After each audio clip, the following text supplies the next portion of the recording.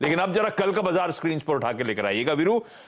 Market आपकी screen पर आएगा और शायद वो इंडिकेशन जो वीकनेस आई कंसोलिडेशन के हो सकते हैं, बट क्या बायस पॉजिटिव साइड पे बना के रखूं अपना? क्या वो टेक्सचर बाय ऑन डिप्स का है, वो कन्विक्शन और कॉन्फिडेंस जस का तस बना हुआ है? कैसे अप्रोच करूं आज फ्राइडे के दिन निफ्टी को? जी देखिए आशीष, बुधवार को जब हमने बाय ट्रेड दिया था उस वक्त 350 पॉइंट नीचे निफ्टी था, एसएक्स निफ्टी। उस दिन के डेटा में, सर्कमस्टेंसेस में, प्लेसमेंट में और टाइमिंग में, और आज की टाइमिंग, डेटा, प्लेसमेंट और सर्कमस्टेंसेस में थोड़ा सा अंतर है। उस दिन का डेटा बहुत स्ट्रांग था, वो हम एक वीकली कॉन्ट्रैक्ट के बिगिनिंग में थे।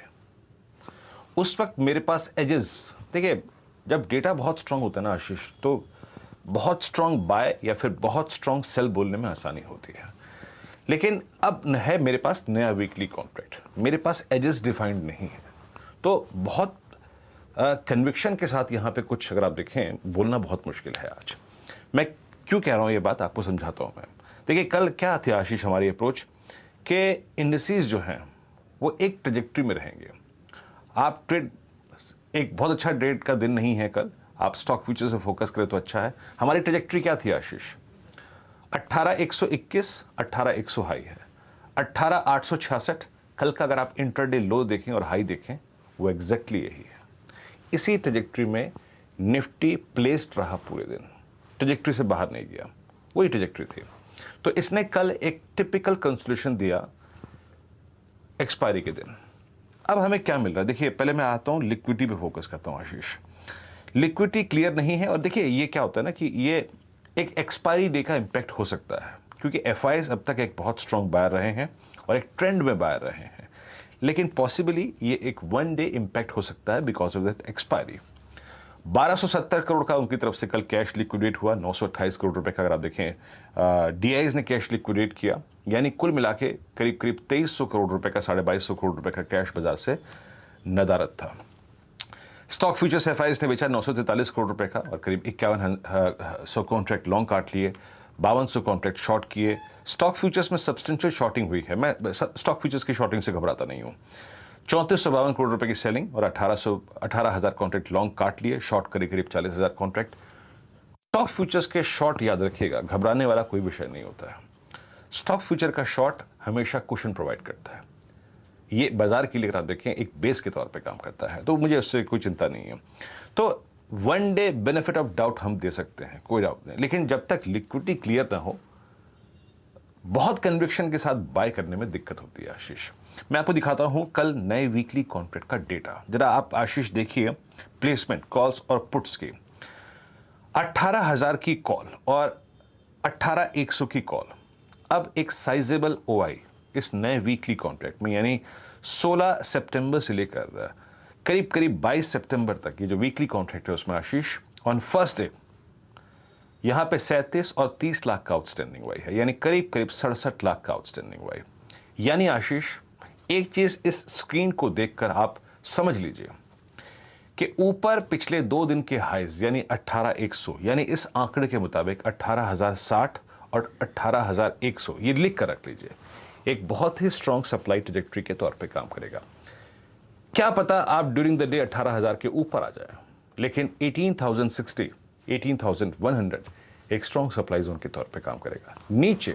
नीचे एक चीज जो थोड़ी सी मेरे को अभाव नजर आ रहा है वो है पुट राइटर्स का कन्विक्शन।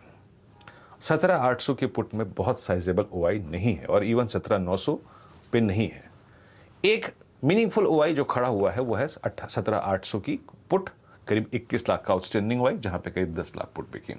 पिरामिड्स लेके आइए, पिरामिड्स देखकर क्या लग रहा है आपको? पिरामिड्स देखकर ये क्लियरली विजिबल है कि इस नए वीकली कॉन्ट्रैक्ट में आशीष 18,000, 18,100 पे बड़े कॉल आइटर्स हैं और 17,800 और उसके बाद 17,600 की पुट बड़े मीनिंगफुल ओआई होल्ड करती है। ये आज का फ्राइडे फैक्टर भी है।